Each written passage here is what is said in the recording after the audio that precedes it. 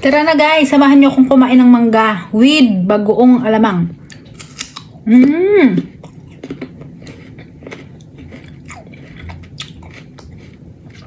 Napaka-crunchy. Ang sarap ng alamang kasi nanunuot yung anghang.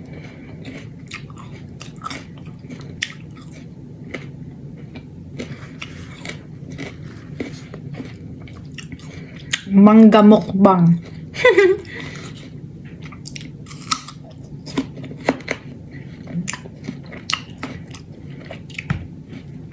Hindi siya maasim, matamis siya.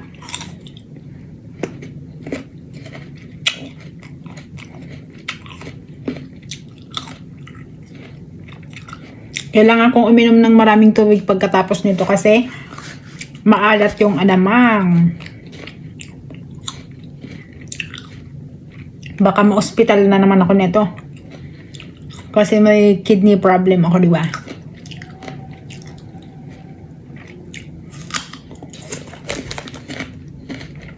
Kahapon nga,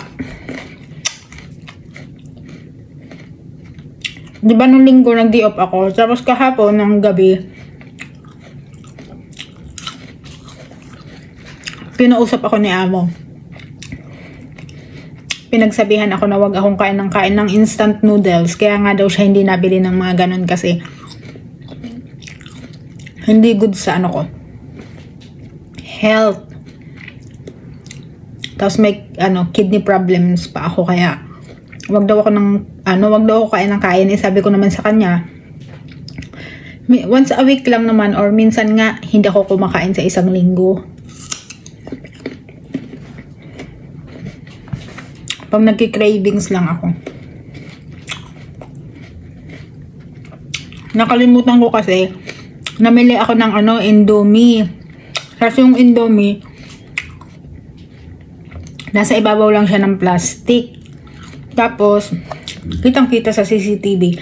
Kasi iniwan ko yung plastic doon sa sa sala. So, ayun, nakita nila Amo. Nakita nila sa CCTV yung laman ng plastic. Yung pang Indomie ang nasa ibabaw. Nakalimutan ko kasing ayusin.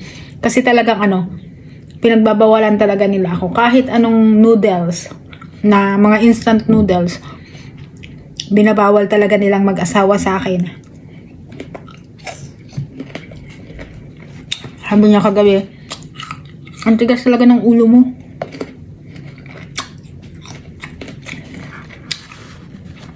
Tapos nakasimangot siya. Mabait si Amo, pero pagdating sa health ko, masyadong siya kasi sakitin ako, di ba? Lagi nila akong dinadala sa ospital.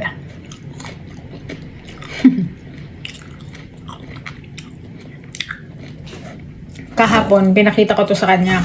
Tapos, trinay niya to. Nakalimutan ko kasing tanggalin dito. Alam nga naman na hindi ko ipakita yun. Tinikman niya, sabi niya, maalat. Nagagalit siya. Gumaganon na lang yan si boss pag aasar siya sa akin. Nailing-iling na lang. Kasi nga, masarap naman talaga ang bagoong. Mga Pinoy foods.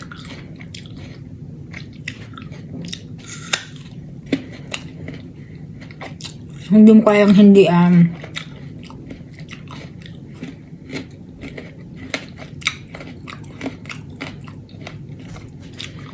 hindi rin naman ako makatago sa kanila sa pag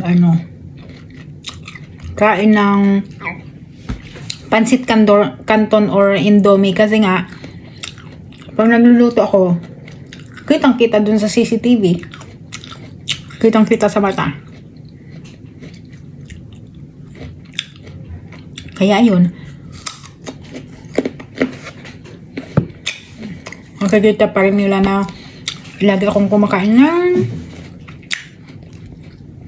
instant noodles. Grabe, ang sarap niya. Nakalahati ko na siya. Puno yan kanina.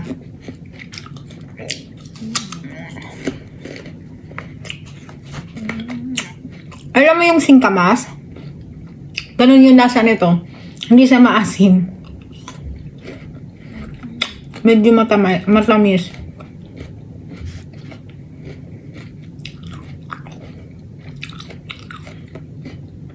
Mmm. Mmm.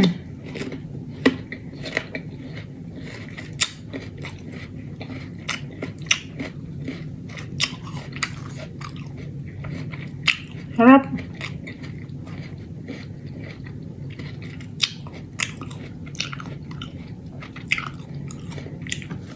Mmm.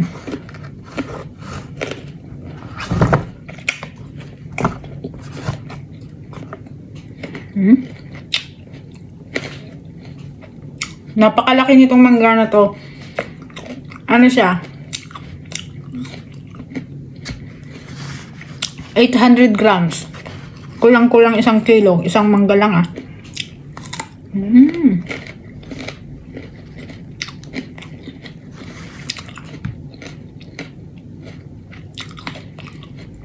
Ang sarap.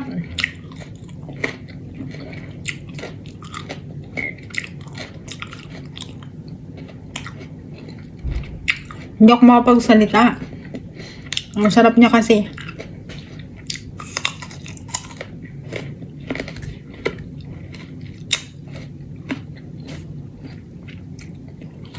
Mmm.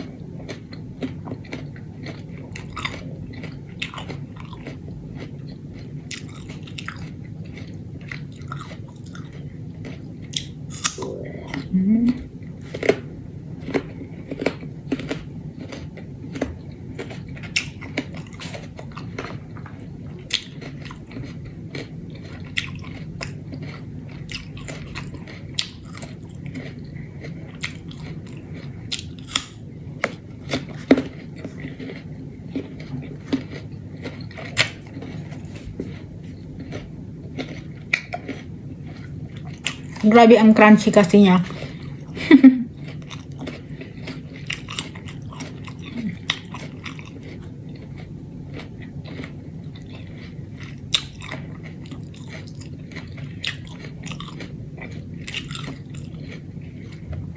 Ayan, okay na. Mamaya naman yung iba. Sarap.